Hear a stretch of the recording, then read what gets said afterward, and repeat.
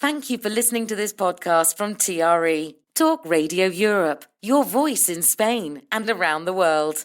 For more information, please visit tre.radio. TRE Talk Radio. Sports, business and entertainment news on Daybreak with my dad, Dave Hodgson. And there she is.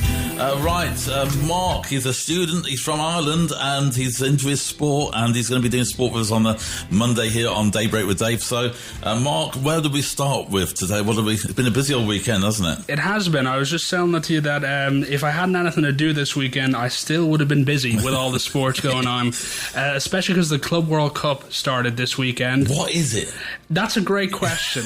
Technically, it already existed. It was called, the Super Cup or a number of renditions, and this is just the latest form. Do you think this is trying to inject a bit more enthusiasm and attention towards it? I think so, especially it's being hosted in the US, which is crazy, considering that all the teams have just competed a year-long competitions. They've also just completed the Nations League, and now they have to go all the way to America to play another tournament that really is just a glorified marketing tactic for FIFA in the USA. Speaking on that, though, just can I ask, will that mean that the timings are going to be all over the place for us in Europe? A little bit, not too bad. Like, say the Atletico Madrid and PSG match, I think started at like 9 or 8 for me last night. Yeah, okay. So it wasn't terrible. It's not the worst I've been. I'm not the worst that I've stayed up for, especially when it comes to F1. You'd sometimes find yourself. Are you excited about it? Are you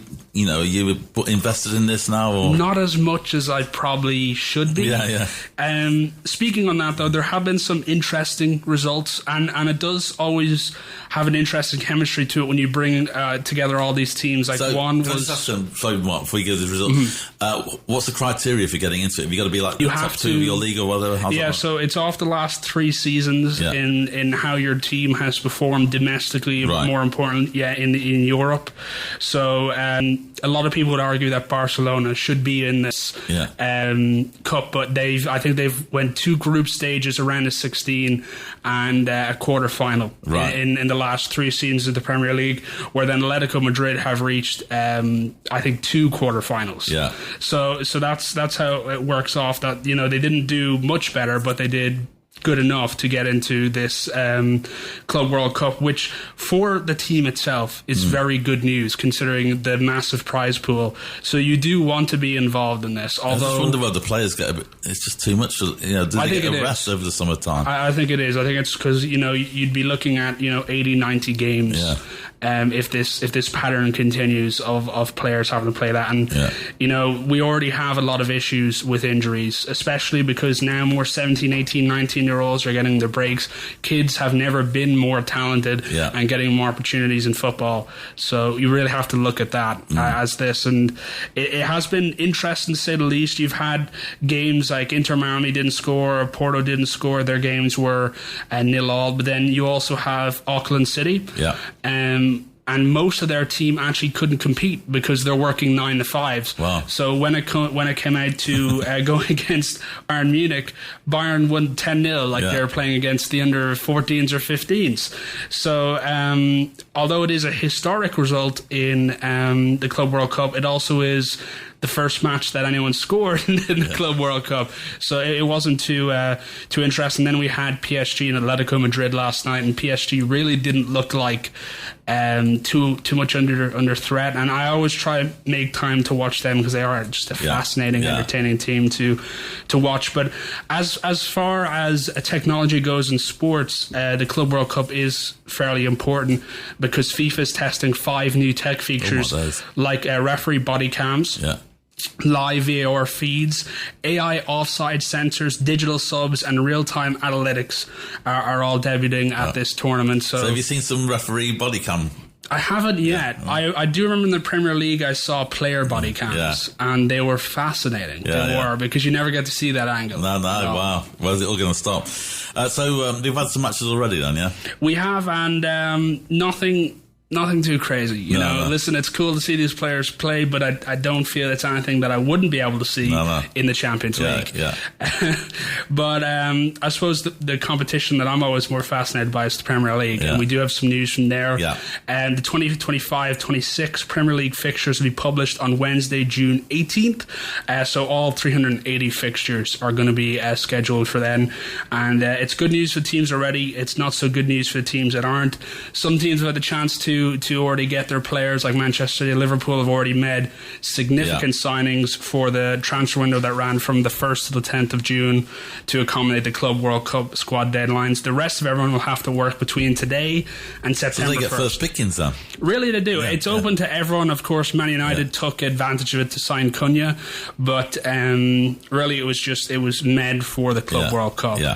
And talking about fixtures, it's also going to be fixture time for La Liga. They've confirmed their schedule for the 2025-26 season, and it includes 5 international breaks, one in early June 2026. So plenty of time to prepare for the World Cup.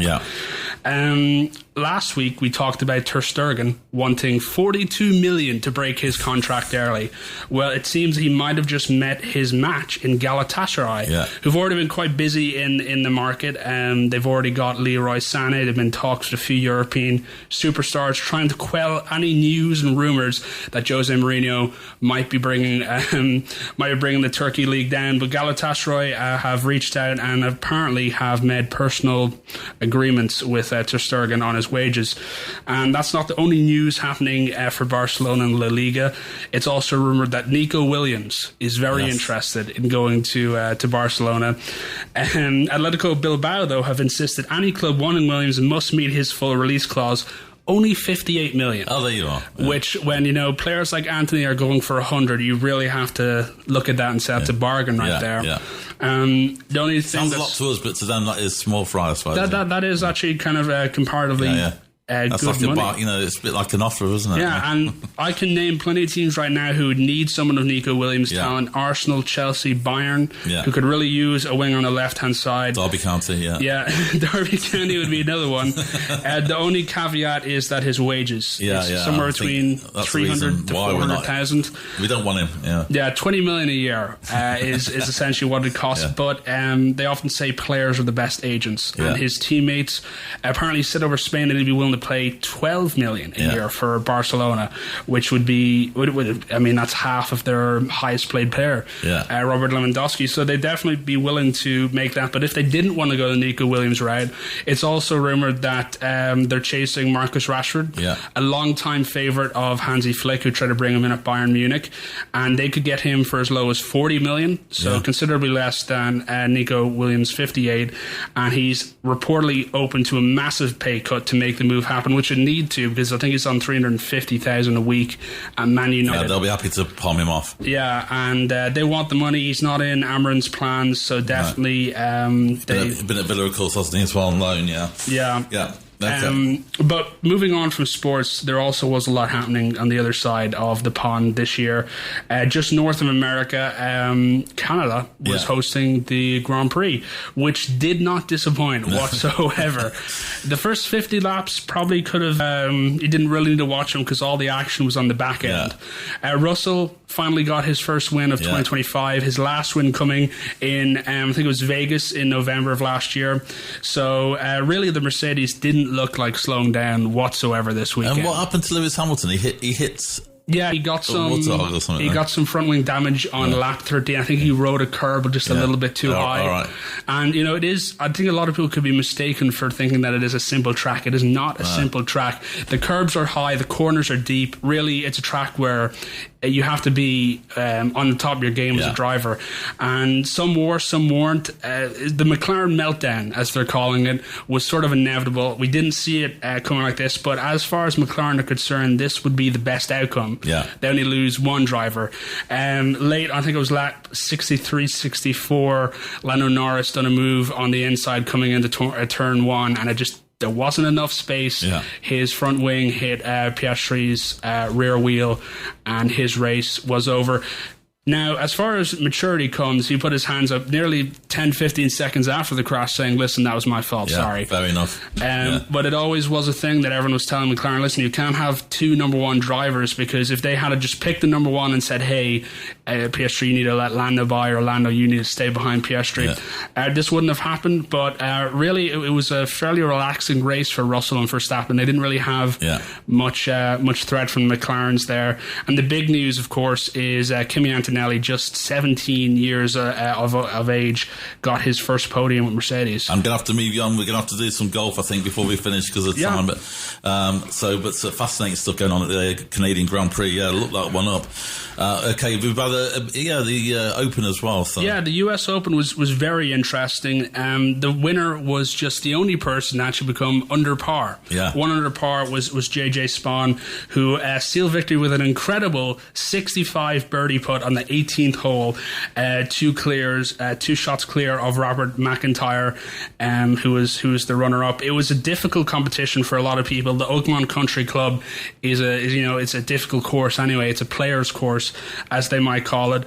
But a lot of people would have admitted failure. Scheffler even admitted that the tough pin placements and missed putts caused a lot of missteps. And of course, McIlroy was affected. And there's a lot of players who were kind of cut they missed the halfway cut, like Brian Deschamps, Justin Thomas, Joaquin Niemann, and Phil Mickelson, and Justin Rose, just to name a few, all missed the halfway cut. And generally it's not a good thing to see not a lot of players getting under par. So it was a tough old competition, but at the same point, it's kind of what you want to see. John Ram, who is Spain's top player, in my opinion anyway, is also tied 7th, which for a man who wasn't too confident coming in is pretty good. He'd admitted that being in Live Golf could have been a disadvantage coming into this, because he's like, the competition, not that it's not as good, it's just, but there's less players to play against.